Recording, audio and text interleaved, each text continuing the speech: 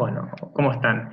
Vamos a desarrollar una breve charla de anatomía del respirador en el contexto de la capacitación virtual de kinesiología respiratoria en el paciente COVID-19. Los que estamos vinculados al uso de ventilación mecánica sabemos muy bien lo mucho que tuvimos que estudiar de anatomía y de fisiología para poder entender y aplicar esta herramienta en un paciente, y muchas veces es poco lo que sabemos realmente del equipo que utilizamos para aplicar este tratamiento, esta herramienta de sostén vital.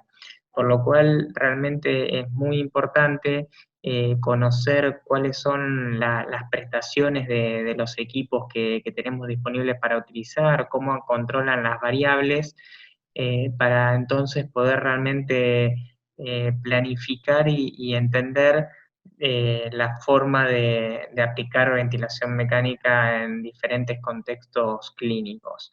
Así que una recomendación siempre en este campo es poder entender y conocer bien cómo es el funcionamiento de los ventiladores sin llegar a la profundidad. No somos bioingenieros ni mucho menos, pero utilizamos a diario y aplicamos esta herramienta en los pacientes, por lo cual conocerla realmente es importante.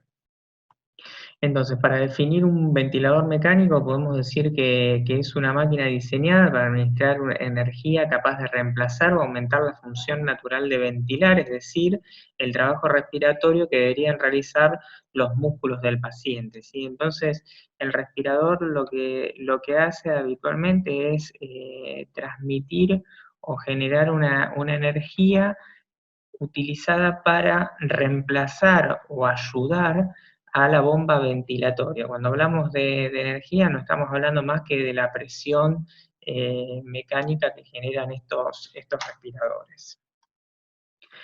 Bueno, esta imagen es un poco diferentes siglos con las diferentes formas de ventiladores mecánicos que había en esas épocas, que eran todos ventiladores mecánicos a presión negativa, ¿sí? Distinto a lo que estamos acostumbrados actualmente, que son ventiladores mecánicos a presión positiva. Todos estos eran ventiladores de cuerpo entero, donde quedaba fuera la cabeza de la persona y se generaba dentro de esa cámara una presión negativa que ayudaba a que ingrese el aire en el sistema. En cuanto al Emerson en 1931, esta es la típica imagen que todos conocemos de la epidemia de poliomielitis en Copenhague en la década del 50, donde se ventilaba a todos los pacientes afectados con esta patología en estos famosos pulmotores, en los cuales eh, realmente el manejo era bastante complejo, y lo que cambió un poco la mortalidad en ese momento de los pacientes es cuando entendieron que la forma de ventilar era a través de realizar una traqueotomía y comenzar a ventilar con una bolsa de ambú, una bolsa de resucitación a través de la traqueotomía, lo que se conoce, digamos, como el inicio de la ventilación mecánica a presión positiva y de los cuidados críticos propiamente dicho, y con esa metodología lograron reducir considerablemente la mortalidad en estos pacientes, ¿no? Lo que necesitaban era realmente ventilarse.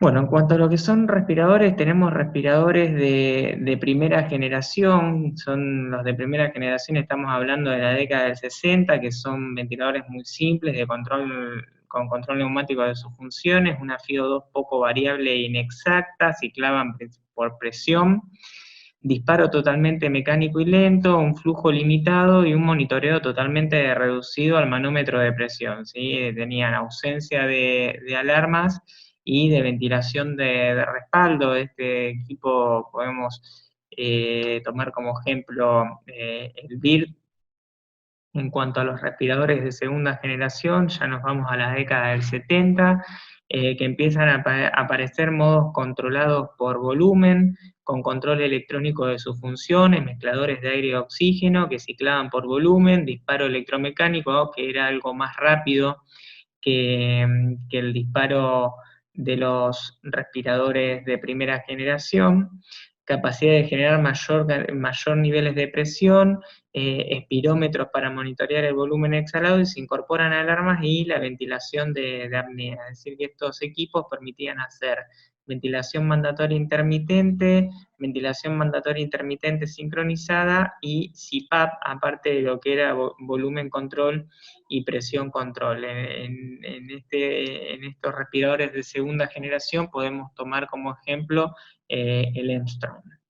Y después pasamos a los respiradores de tercera y cuarta generación a partir de la década del 80, que el gran cambio que pasan a tener estos respiradores es el control microprocesado de sus funciones.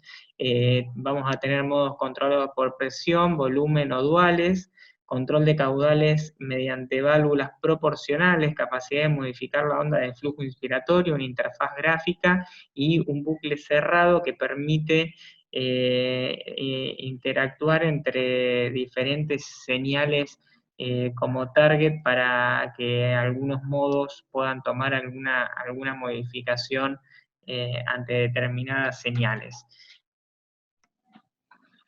Bueno, esto es un esquema triple donde vemos la interacción entre tres variables. Una va a ser el operador, otra va a ser el paciente y otro va a ser el respirador, que en cuanto a lo que es el respirador tenemos un sistema de alimentación de gases, que vendría a ser el sistema neumático, donde vamos a conectar el respirador al aire comprimido y al oxígeno del panel central, y necesita también de un sistema de alimentación eléctrica. A través de la interfaz usuario-respirador, el usuario va a hacer la programación del mismo, y esto va a activar el sistema de control neumático para determinar una respuesta hacia el paciente, y de esa interacción entre el paciente y el respirador se van a obtener señales, que esas señales son las que nosotros habitualmente monitorizamos, como la señal de presión, de flujo, de volumen, y a su vez los respiradores actuales van a permitir también que haya una interacción directa entre esas señales y el respirador, dependiendo del modo ventilatorio que estemos utilizando. Entonces, si nos metemos un poco en este esquema más desde lo que son los instrumentos y los elementos del respirador, vamos a tener un mezclador de gases que genera la mezcla de aire comprimido y oxígeno para entregar la FiO2 que nosotros programemos, que es la que va a necesitar el paciente.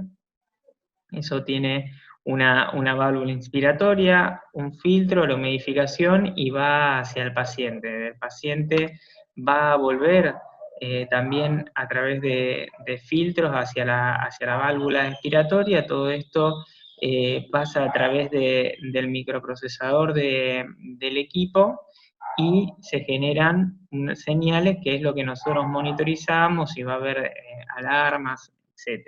Este es más o menos el esquema de funcionamiento en relación a lo que vimos recién entre la interacción del operador, el paciente y el respirador.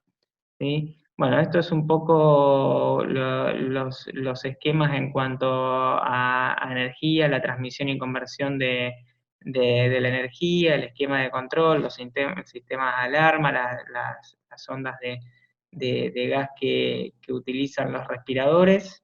Esto lo vamos a pasar. Recuerden que este material ustedes lo tienen disponible en PDF como bibliografía recomendada. En cuanto al sistema de control neumático, nosotros sabemos que el sistema de control neumático es el corazón del respirador.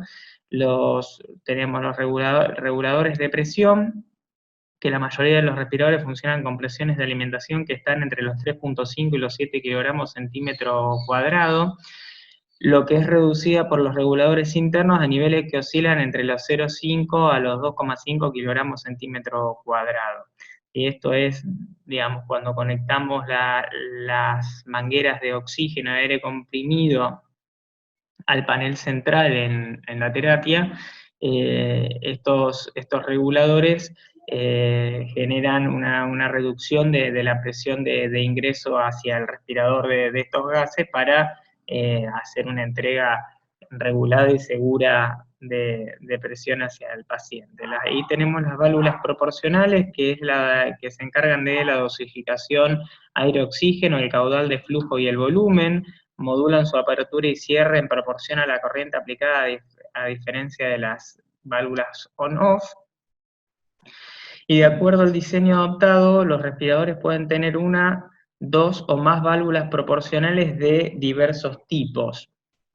Dentro de estos tipos de válvulas proporcionales tenemos la motor paso a paso más cizalla, la motor paso a paso más leva y las válvulas selenoides proporcionales. Estas últimas son las que más se utilizan debido a su sencillez, su eficacia y el elevado caudal de flujo que pueden aportar. Hay algunos respiradores que todavía utilizan los mezcladores con funcionamientos de válvulas neumáticas, pero tienen una limitación en cuanto a la entrega del flujo máximo de 80 litros por minuto. Actualmente los respiradores están entregando picos flujos de alrededor de los 180 litros por minuto. Es decir, que las válvulas proporcionales son las selenoides proporcionales las que más se utilizan en los respiradores actualmente.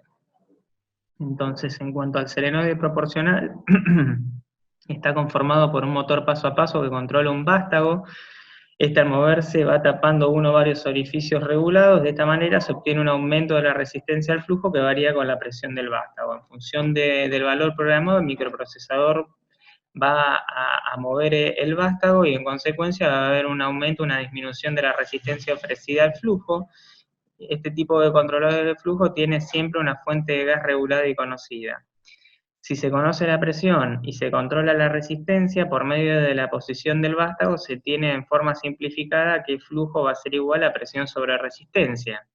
Es decir, el flujo es una función de la posición del vástago y del volumen administrado en función del tiempo que se mantiene en esa posición el vástago. En cuanto al control de la expiración, los respiradores, como vimos en el esquema anteriormente, tienen también válvulas expiratorias. Este elemento tiene que cerrar el circuito en la expiración, abrirlo en la expiración y mantener el nivel adecuado de la PIP seteada. El diseño de las válvulas actuales es muy similar a las antiguas. La gran diferencia radica en que las actuales controlan también están controladas por un sistema de retroalimentación a través del microprocesador. Y hay dos tipos, tenemos hay varios tipos, tenemos la de diafragma, la de cizalla, las electromagnéticas, las controladas por motor paso a paso, y recientemente aparecieron las válvulas expiratorias con control activo, ¿no? Entonces acá tenemos, por ejemplo, las válvulas expiratorias con diafragma, que es la que utiliza Neumoven. Vamos a tener a su vez también los sensores de flujo, que los sensores de flujo vamos a tener por diferencia de presión, es decir, que tienen un orificio fijo y un orificio variable, y por la diferencia de presión que se genera a través de estos dos orificios se hace un cálculo de flujo, o los que utilizan los cambios de temperatura, que son los sensores de flujo que utilizan hilo caliente, ¿sí? Lo que hace el equipo es calentar estos hilos y por diferencia de temperatura a través del paso de aire se hace entre la diferencia de temperatura 1 y temperatura 2, se hace la integración y el cálculo del flujo. Entonces, bueno, vamos a tener que diferentes respiradores van a utilizar diferentes tipos de válvulas expiratorias y diferentes tipos de sensores de flujo expiratorios. Hay algunos respiradores que lo usan proximal al paciente. Una dificultad que tienen estos sensores, tanto que puede ser de medición de flujo como de medición de presión, tiene la dificultad de que están muy expuestos a lo que es condensación o secreciones por parte del paciente. Por eso la mayoría de los respiradores buscan tenerlo directamente al lado de la válvula expiratoria para tratar de proteger al sensor y no tener esa dificultad que puede llevar a errores en la lectura. Entonces, más o menos, el esquema termina siendo de esta manera, donde nosotros tenemos una administración de oxígeno y de aire comprimido, tenemos la regulación del suministro de oxígeno y la regulación del suministro de aire. Eso se hace a través de un compresor interno, sensor de flujo de aire, sensor de flujo de oxígeno. Tenemos los solenoides proporcionales, tanto para el oxígeno como para el flujo, válvula unidireccional, válvula de seguridad, y eso va hacia el paciente. En cuanto al sector o al bloque expiratorio del respirador, vamos a tener el regulador de la PIP, el solenoide expiratorio, la válvula expiratoria, el sensor de flujo, filtro calentado, y eso va hacia el circuito del paciente. Entonces, para comprender cómo un ventilador reemplaza o ayuda a mantener la función normal de ventilar, debemos considerar lo que ocurre desde el punto de vista mecánico. Acá entran en juego variables físicas como la fuerza, el desplazamiento, la velocidad y el tiempo, y si esto lo llevamos al campo de la fisiología y mediante una analogía simplificada, podemos decir que la fuerza se mide como presión, donde presión es igual a fuerza sobre área, que desplazamiento se mide como volumen, donde volumen es área por desplazamiento, y que la velocidad se mide como flujo, donde flujo es el delta de volumen sobre el delta de tiempo. Y para hacer una integración hacia lo que es el movimiento de aire hacia el sistema respiratorio, tenemos que entender que los algoritmos que utilizan los respiradores lo hacen a través de la ecuación del movimiento del sistema respiratorio, donde nosotros sabemos que esta ecuación es una ecuación de igualdad, donde tenemos de un lado la capacidad y del otro lado tenemos la carga.